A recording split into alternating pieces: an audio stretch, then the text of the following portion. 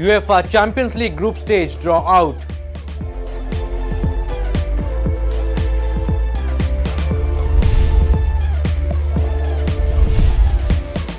River Plate to face Boca Juniors in the Superliga Argentina.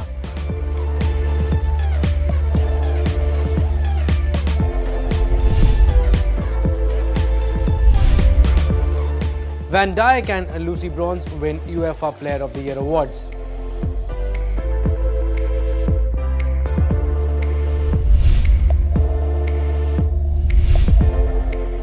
Juventus to face Napoli in Serie A.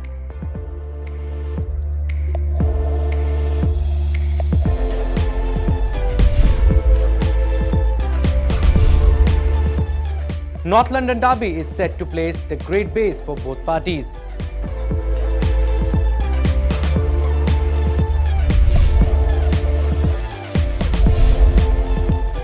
And AS Roma to challenge Lazio in the Italian top flight.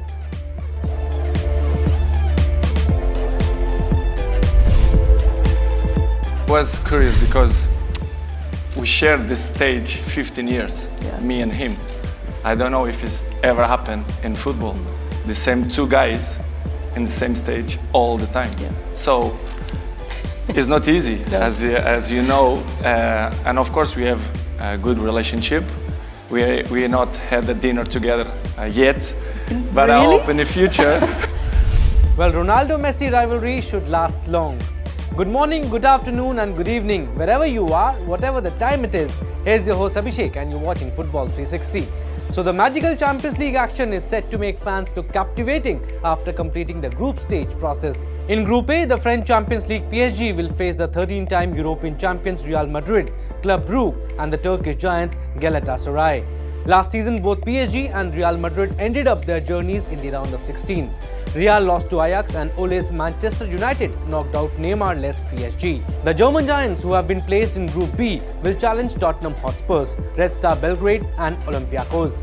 Well, it is perfect time in front of last year's runners-up, Spurs, to have their say against Bayern and should follow their side as the beer follows the honey, because their North London partner Arsenal got beaten down more than they could chew in the past.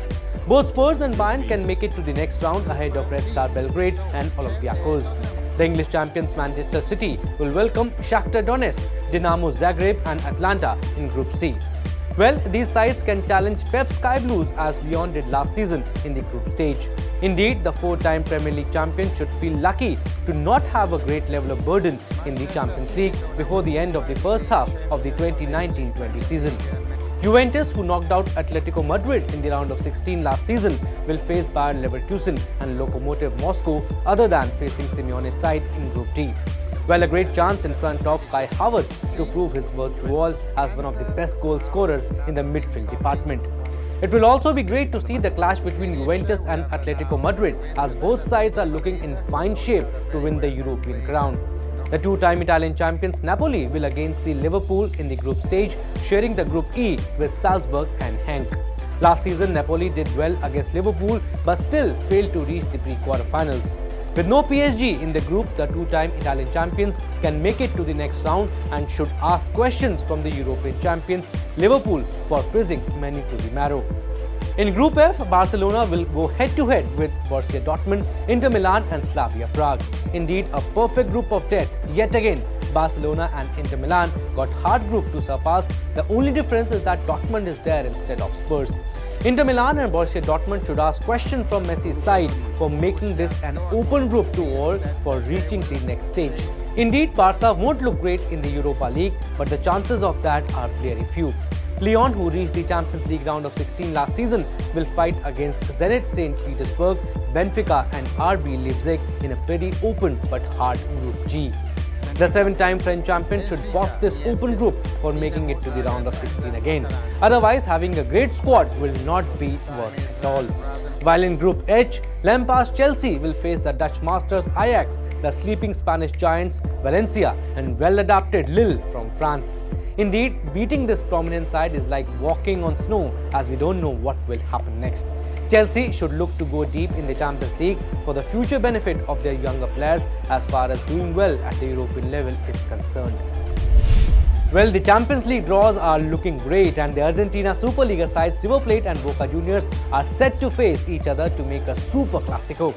For sure, nothing is happening in the world of football better than seeing these two great clubs battling for victory.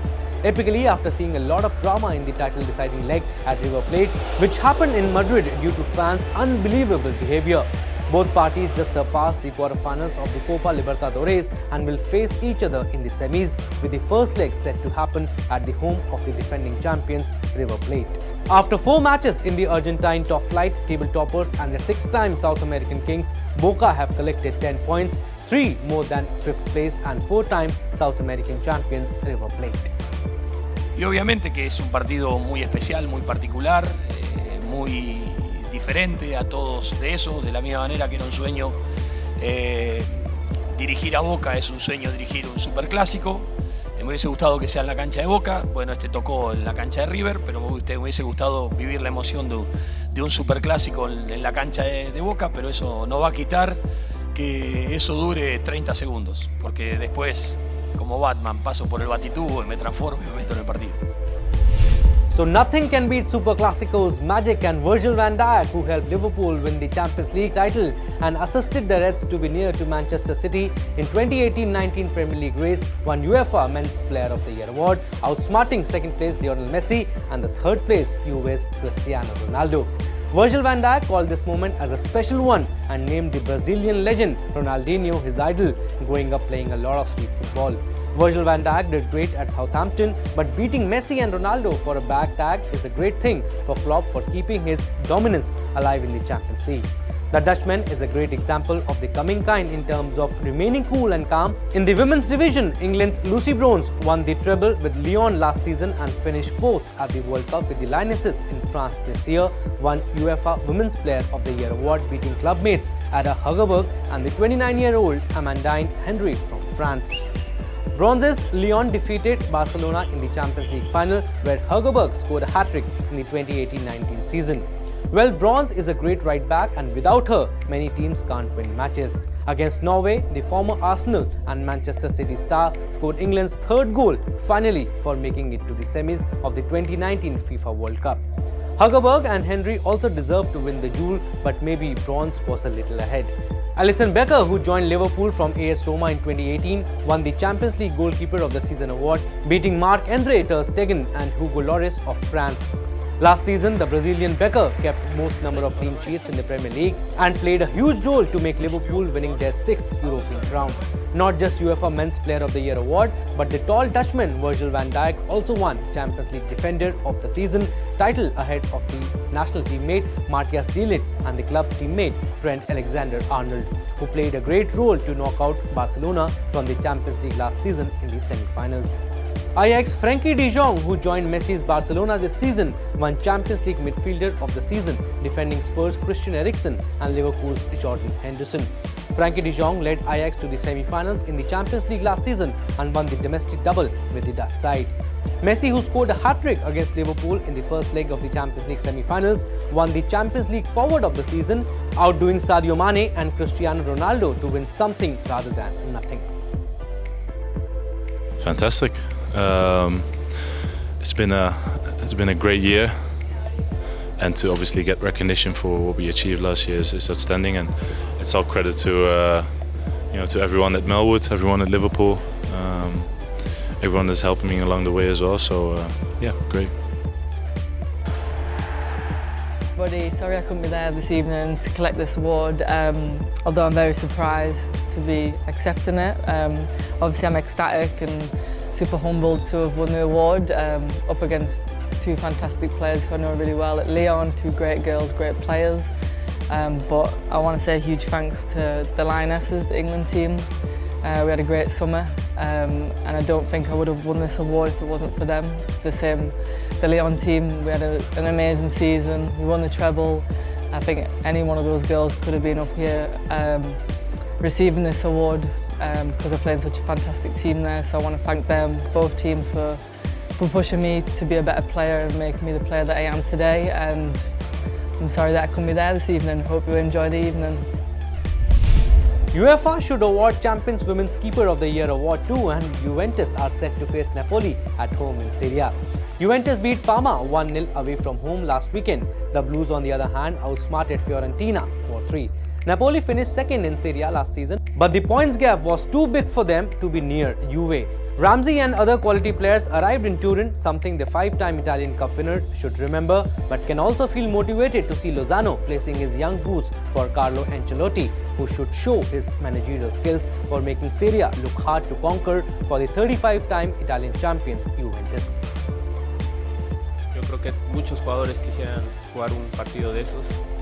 Es un gran equipo, tiene grandes jugadores y bueno, la verdad que yo me siento muy bien, me siento físicamente bien y bueno, si voy a jugar o no es decisión del entrenador.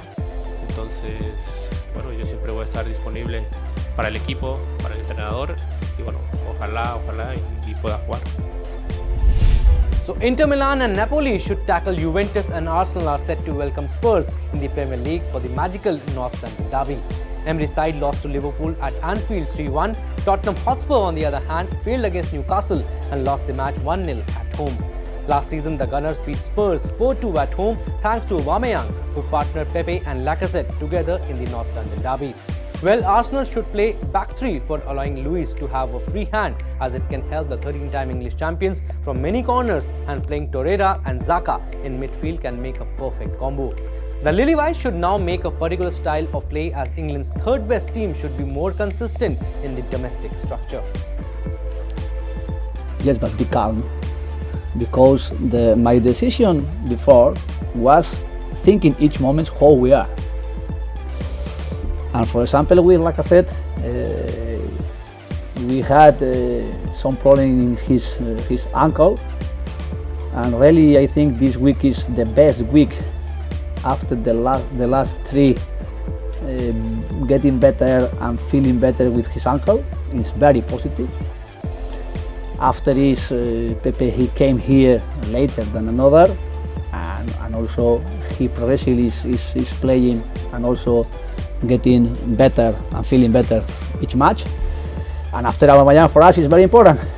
He scored 2 goals in the first 2 matches. He had 3 good options in Liverpool. And okay, for me the most important is have chances, and after with that player, Aubameyang, with Lacazette, with Pepe, with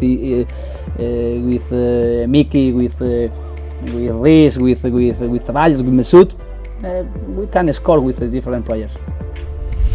So North London derby is the eye of the Premier League on the match day 3, and Lazio and Roma are set to battle in Serie A.